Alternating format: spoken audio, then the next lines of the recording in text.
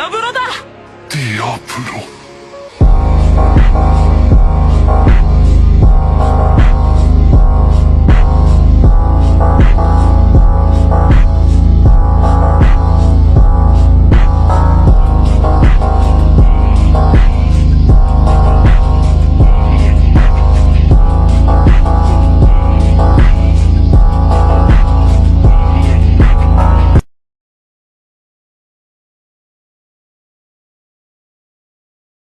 That demon crossed the border like a strong gust of wind, devastating this evil realm.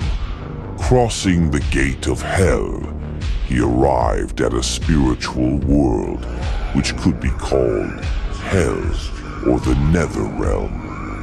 He became the symbol of violence, slaughtering powerful demons along the way. The weaker demons had already fled, while the strong grouped up to battle him. But to him, this was merely a meaningless struggle of the weak. He destroyed his enemies in a flawless fashion, crushing them with ease. The fearsome personification of violence, this demon was named Diablo.